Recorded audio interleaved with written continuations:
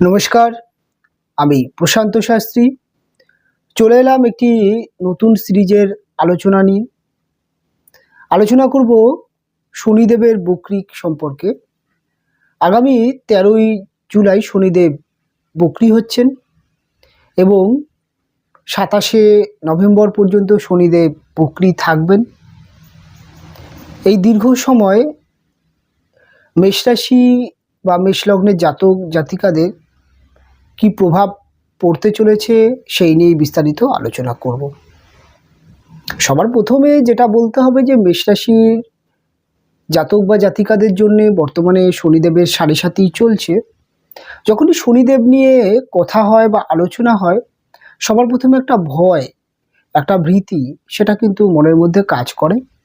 এবং আমি দেখেছি যে শনিদেবকে নিয়ে সর্বদাই একটা ভয়, একটা ভীতি আলোচনা ম্যাক্সিমাম ক্ষেত্রে করা হয়। ততটা হয়তো ভয় এবং ভীতি শনিদেবের ক্ষেত্রে কিন্তু দেখা যায় না।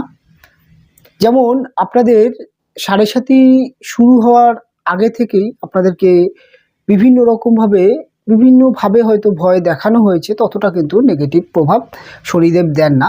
তবে বক্রি গ্রহ কতটা, শনিদেব যেহেতু বক্রি হচ্ছে, কতটা কেমন প্রভাব দেবে সেটা কিন্তু একটা বিস্তারিত আলোচনা করার বিষয়। তবে বক্রি গ্রহদের মধ্যে শনিদেব সাধারণত বক্রি হলে তার প্রভাব কিন্তু ভালো পাওয়া যায়।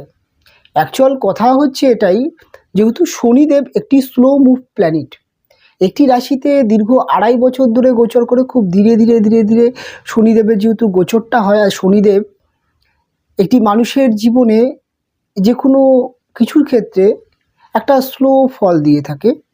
যেই ভাবটিতে বসে থাকে, যেই ভাবটিতে দৃষ্টি দেয়, সেই ভাবগুলোর যে আমাদের কার্য বলি, সেগুলোর মধ্যে একটা স্লো, একটা অনেক সময় মনে হয় যেন রুখে যাচ্ছে, দাঁড়িয়ে যাচ্ছে, থেমে যাচ্ছে, এরকম একটা স্লো ফল দিয়ে থাকে। তবে শনিদেব যে ফলটা স্লো হলেও অনেক ক্ষেত্রে কিন্তু এটা মেনে নিতে হবে যে শনিদেবের ফল কিন্তু সঠিক হয়ে থাকে। কেননা তার একটিই কারণ, মানুষ যখন কোনো কাজ ধীরে সুস্থে করে, সেই কাজের মধ্যে কিন্তু তার সফলতা তৈরি হতে শুরু করে। তাই তাড়াহুড়োর কাজ কখনোই হয়তো সাময়িক সফলতা আনলেও সেটা কিন্তু ফিউচারের জন্য ভালো নয়। তাই শনিদেব যে কোনো ফল যেমন ধীরে দেয়, তেমন কিন্তু সেই ফলগুলো একটা ভবিষ্যৎকে ক্রিয়েট করে বা তৈরি করে। শনিদেবের কাজ সেটাই। যেহেতু শনিদেব আমাদের মহারাশি চক্রের দশম এবং একাদশ ভাবের কারক, শনিদেব কিন্তু একাধারে কর্ম অর্থাৎ দশম ভাবের অধিপতি হওয়ার জন্য কর্ম, আমরা জীবনে যত কর্ম করি, সামাজিক কর্ম, অর্থ উপার্জনের জন্য যে কর্ম, এই যে যত ধরনের কর্ম করা হয়, সেই কর্মের কিন্তু কারক গ্রহ শনিদেব। শনিদেব আমাদের জীবনের একাদশ ভাবেরও অধিপতি, অর্থাৎ সফলতাকে তিনি দেখেন। অর্থাৎ একটা মানুষকে জীবনে কতটা সফলতা দিতে হবে, তিনি জীবনে কতটা সফলতা পাবেন, সেটা কিন্তু একমাত্র শনিদেব নিয়ন্ত্রণ করেন। যেহেতু শনিদেব আমাদের জ্যোতিষশাস্ত্রের মধ্যে একাদশ ভাবের কারক গ্রহ, এটা হচ্ছে জোটি আর্কের অর্থাৎ মহারাশি চক্রের। তাই শনিদেব কিন্তু এই দুটো বিশেষ ভাবের কারক গ্রহ। তাই অবশ্যই সফলতা একমাত্র শনিদেবের হাতেই আছে। যেমন তিনি কর্ম এবং সফলতা দুটোকে দেখে। শনির যে রুলস, সেই রুলসটা কিন্তু একটু অন্যরকম। শনিদেব সাধারণত অত্যন্ত জাজমেন্টকারী প্ল্যানেট বলা হয়। অর্থাৎ একজন বিচারকের আসন। আমাদের যে জ্যোতিষশাস্ত্রের মধ্যে যে 9টি গ্রহের কথা বলা হয়েছে এবং আমাদের যে লাইফ বা আমাদের যে জীবনচক্র, তার মধ্যে শনিদেবের যেই ভূমিকা, সেটা হচ্ছে বিচার বিশ্লেষণ করা। একটা মানুষ তার জীবনে কেমন করে চলছেন, কী কর্ম করছেন, সেটাকে বিচার বিশ্লেষণ করা এবং সেই অনুযায়ী মানুষকে তার ফল প্রদান করা। যিনি যেমন ধরনের কর্ম করেন, তিনি তেমন ধরনের শনিদেব তাকে ফল দেন। যিনি সৎকর্ম, এবং শনিদেব নিজে একজন সাত্ত্বিক গ্রহ হিসাবে মানা হয় থাকে, কেননা শনি অত্যন্ত সাত্ত্বিক, একটি পরম বৈষ্ণব গ্রহ হিসাবে ধরা হয়।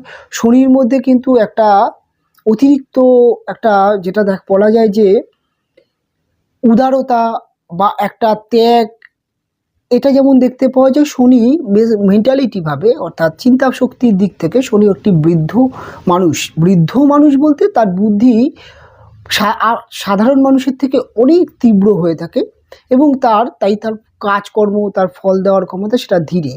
এবং তাই শনি যেহেতু একটু বৃদ্ধ, একজন বুদ্ধিমান, একজন বায়ুতত্ত্বের গ্রহ যেহেতু শনি, তাই অত্যন্ত ইন্টেলিজেন্ট শনিদেব। তাই শনি কিন্তু জাজমেন্ট করার ক্ষমতা থাকে। তাই আপনার কাজের মধ্যে শনিদেব প্রত্যেকটা মুহূর্ত পর্যবেক্ষণ করে যে আপনি কেমন কাজ করছেন আর তার রেজাল্ট কেমন শনিদেব দেবেন। ভালো কাজ করলে ভালো, খারাপ কাজ করলে তার জন্য সাজা বা দণ্ড সেটা কিন্তু একমাত্র শনিদেবের কাছেই থাকে। তাই হয়তো শনিদেবকে একটু মানুষ সমীহ করে চলে বা ভয় পায়, কিন্তু শনিদেব যার সহায় হয়, যার প্রতি শনিদেবের আশীর্বাদ থাকে, অর্থাৎ একজন বলা যেতে পারে যে সামাজিক দিক থেকে তিনি সৎ, চিন্তাভাবনার দিক থেকে তিনি ভালো এবং তার জীবনে একটা ত্যাগ, একটা মায়া, কঠোর পরিশ্রম আছে, সেই ব্যক্তির জীবনে কিন্তু শনিদেব আশীর্বাদের হয়ে ওঠে।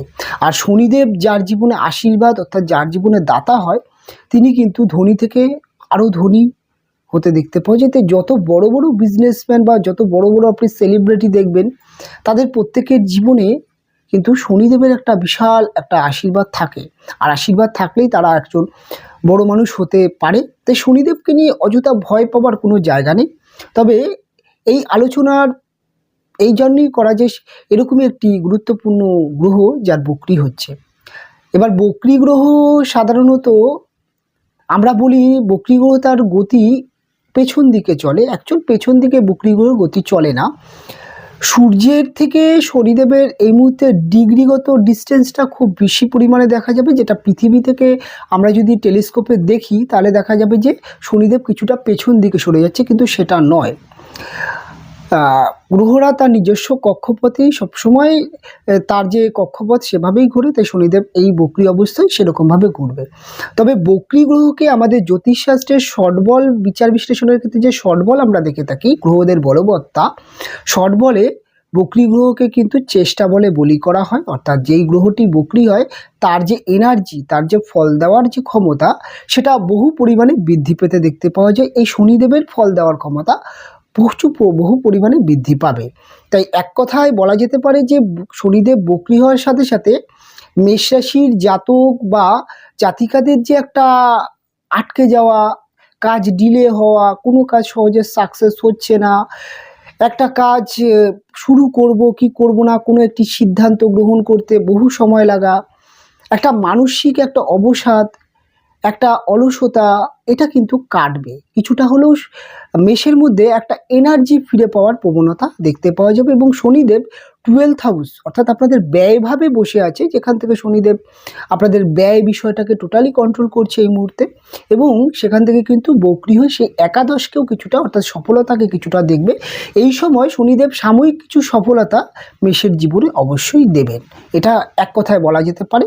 এবং মেষের মধ্যে একটা এনার্জি হঠাৎ একটা কিন্তু লকেজ খুলে যাওয়ার মতো সময় হবে। সবার প্রথমে দেখে নেব শনিদেব আপনাদের 12th হাউসে বসে তার দৃষ্টিগুলো কেমন পড়ছে। 12th হাউসে বসে শনিদেবের তার তৃতীয় দৃষ্টি পড়বে আপনাদের 2nd হাউস অর্থাৎ অর্থ, ধন, কুটুম্ব, এই জায়গাটার মধ্যে শনিদেবের দৃষ্টি পড়বে। শনিদেবের 7ম দৃষ্টি পড়বে আপনাদের 6th হাউস অর্থাৎ শত্রু বা ষষ্ঠ ভাবে, রোগ, ঋণ, এই সমস্ত ভাবেই এই ভাবটিতে শনিদেবের একটি দৃষ্টি থাকবে। আরেকটি দৃষ্টি পড়বে 9th হাউসে অর্থাৎ শনিদেবের যে 10ম দৃষ্টি সেটা আপনাদের 9th হাউসে পড়ছে। এই হচ্ছে শনিদেবের দৃষ্টি। শনিদেবের সাধারণত 3টে দৃষ্টি হয়, 3, 7, 10 অর্থাৎ আপনাদের 2nd হাউস, আপনাদের 6th হাউস এবং আপনাদের 9th হাউসে শনিদেবের প্রভাব থাকছে। যেহেতু 2nd হাউস এবং 9th অর্থাৎ ভাগ্য এবং অর্থ দুটোর মধ্যেই শনিদেবের দৃষ্টি পড়ছে এবং শনিদেবের স্পিড যেহেতু বাড়ছে, তাই অর্থনৈতিক যে লকেজ সেটা খুলতে দেখতে পাওয়া যাবে। কিছু ক্ষেত্রে ফিনান্সিয়াল ক্রাইসিস মেষের কাটবে, মেষ ফিনান্সিয়াল ক্রাইসিস থেকে বেরিয়ে আসতে পারবে এই সময়। কিছুটা হলেও যে অর্থ যে সঞ্চয়ের জায়গা সেটা একটু বৃদ্ধি পেতে দেখতে পাওয়া যাবে। খরচ কিছুটা কমতে পারে, কিছুটা খরচ কমার সম্ভাবনা দেখা যেতে পারে। এবং তার সাথে সাথে আরেকটা জিনিস দেখা যাবে যে মার্কেটে টাকা পয়সা আটকে আছে, আপনার হাতে টাকা নেই কিন্তু মার্কেটে বহু পরিমাণে টাকা আটকাচ্ছে, মায়নাপত্র ঠিকঠাকভাবে পাচ্ছেন না, বিভিন্ন দিক থেকে একটা ফিনান্সিয়াল ক্রাইসিস, কেউ টাকা কাউকে টাকা ধার দিয়ে সে টাকা আটকে গেছিলো, এইগুলো কিন্তু পুনরুদ্ধার হতে কিছুটা মেষের ক্ষেত্রে দেখতে পাওয়া যাবে। এবং ভাগ্যকে যেহেতু শনিদেব কন্ট্রোল করছে এই সময়, তাই ভাগ্যের কিছুটা হলেও লকেজ খোলা বা সাপোর্ট এই সময় মেষ পাবে। হ্যাঁ, মেষের ক্ষেত্রে একটা জিনিস সবসময় বলবো, যেহেতু অর্থ এবং ভাগ্যকে শনিদেবের মতো একটি গ্রহ দেখছে, তাই এই সময় কোনো রকম ফাটকা লোভে আপনি জড়ালে আপনার কিন্তু অর্থনাশ, আপনার ভাগ্য বিলম্ব হতে দেখতে পাওয়া যাবে। অর্থাৎ কোনো একজন ব্যক্তি বা কোনো একটি ফাটকা জায়গায় এই সময় কিছু অর্থ লাগিয়ে আপনি অতিরিক্ত লোভ করার চেষ্টা করেন, তাহলে কিন্তু শনিদেব একদম ফাটকা এই বিষয়টাকে পছন্দ করে না, লোভ লালসা পছন্দ করে না, তাই কিন্তু আপনার ক্ষতি হতে পারে। এই দিকটা কিন্তু সাবধান থাকতে হবে মেষ রাশির জাতক বা জাতিকাদের। সবসময় মাথায় রাখতে হবে যে পরিশ্রমের প্রতি ফোকাস রাখতে হবে, পরিশ্রম করতে হবে। আপনি বিজনেস করেন, তার পজিটিভ বিনিয়োগ করুন এবং আপনার অর্থ আপনি কিন্তু আপনার ভাগ্য যেহেতু শনিদেব কন্ট্রোল করছে, তাই আপনার অর্থ আপনি পজিটিভ জায়গায় কাজে লাগান। এবং এই সময় পরিশ্রম ষষ্ঠভাবে শনিদেবের দৃষ্টি থাকাতে পরিশ্রমটা বৃদ্ধি করতে হবে। কেননা পরিশ্রম আপনি যদি করতে পারেন, তাহলে কিন্তু শনিদেবের যে সফলতার যে প্রভাবটা দেবে এবং ভাগ্যকে যে কন্ট্রোল করছে, তাই পরিশ্রমের মাধ্যমে কিন্তু ভাগ্য খুলবে। পরিশ্রমটাকে শনিদেবের রুলস, যেহেতু কর্মকারক, শনিদেব চায় একটা মানুষ তার সাধ্যমতো তিনি পরিশ্রম করুন, সফলতা বা সাকসেস দেওয়ার দায়িত্ব আমার। আর শনিদেব একটা মানুষকে বিচার করে যে কতটা তিনি পরিশ্রম করতে পারে, সেই অনুযায়ী তাকে কিন্তু রেজাল্ট দেয়। তো এই সময় পরিশ্রমটা চালিয়ে যেতে হবে। এবং এই সময় একটা জিনিস বলবো, আপনি যদি পরিশ্রম করেন, অবশ্যই আপনার পরিশ্রম বিফলে যাবে না, সফলতা অবশ্যই আসবে। তবে 6th হাউসে শনিদেবের দৃষ্টি থাকার জন্যে এই সময় কিন্তু আপনি নতুন করে কোনো লোন বা ধার দেনা জড়ানোর চেষ্টা করবেন না, তাহলে কিন্তু সমস্যা হতে পারে। বিশেষ করে ধার দেনা করে আপনি একটি গাড়ি ক্রয় করলেন, একটি লাক্সারি বা ফ্যাশনের জন্য কিছু ক্রয় করলেন, বা তাহলে কিন্তু সমস্যাটা বাড়তে পারে। তাই বড়সড় কোনো ধার দেনা করা থেকে এই সময় বিরত থাকবেন।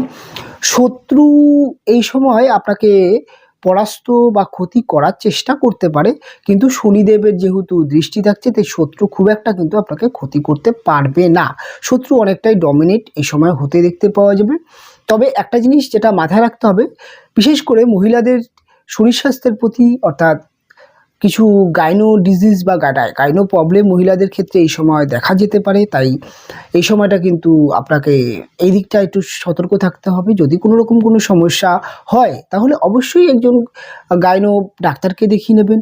এবং এই সময়টি হেলথ মোটামুটি ভালো যাবে, তবে মাঝে মধ্যে কিন্তু একটু গা হাত পা ম্যাচ বা একটুখানি অবসাদ বা একটুখানি অলসতা এই সময় আপনাকে ধরে বা আপনাকে আঁকড়ে ধরতে পারে। তাই অবশ্যই আপনি কিন্তু এই সময় দ্রুততার সাথে এবং কর্মের মধ্যে একটুখানি আপনার জোর বাড়াতে হবে। এবং যাদের হাড়জনিত সমস্যা আছে, অর্থাৎ যাদের বাত বিশেষ করে বাতের সমস্যা আছে, তারা কিন্তু এই সময় আগে থেকে ডাক্তার দেখিয়ে মেডিসিন নিয়ে সুস্থ থাকার চেষ্টা করবেন। কেননা হাড়ে ব্যথা বা শিরায় ব্যথা এই সমস্ত কিন্তু ব্যথা হতে পারে, যেহেতু ষষ্ঠভাবে শনিদেবের প্রভাবটা থাকছে। এবং ভাগ্যভাবে শনিদেবের দৃষ্টি থাকার জন্য এই সময় কিন্তু বাবার দিক থেকে কিছু আপনি কিন্তু সাপোর্ট পেতে পারেন আপনার ব্যবসায়, বা ভাগ্য কিছুটা আপনার ডেভেলপ করতে পারে। বিশেষ করে 12th হাউসে শনিদেব থাকার জন্য যারা বিদেশ যাত্রা করবেন বলে ভাবছেন, সেটা এডুকেশন হতে পারে, যে কোনো কাজেই হতে পারে, আপনি বিদেশ যাত্রা করবেন যেই ব্যক্তিরা ভাবছেন, তাদের কিন্তু বিদেশ যাত্রা এই সময় হতে দেখতে পাওয়া যাবে। যারা বিদেশের মাটিতে আছেন, যে ওখানে থেকে আপনি কাজ করছেন, পড়াশোনা করছেন বা ব্যবসা করছেন, বিদেশের মাটিতে যারা কাজ ব্যবসা যাই করুন না কেন, তাদের ক্ষেত্রে কিছু বেটারমেন্ট, কিছু শুভ কিন্তু যোগ হতে দেখতে পাওয়া যাবে।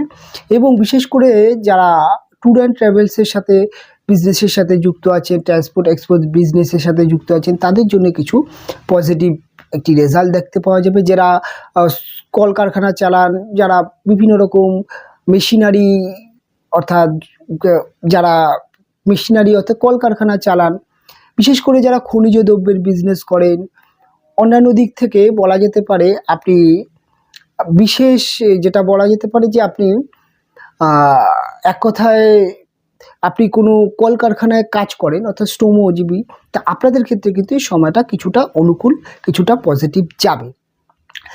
আপনি যদি ধর্মকর্মের সাথে কানেক্টেড থাকেন, অর্থাৎ স্পিরিচুয়াল লাইনে আছেন, তাহলে কিন্তু এই সময়টি আপনার জীবনে কিছুটা শুভফল আপনি পাবেন। ওভারঅল দিক থেকে এক কথায় বলা যেতে পারে যে মেষ রাশির জাতক বা জাতিকাদের সময়টা কিছুটা লকেজ কাটছে।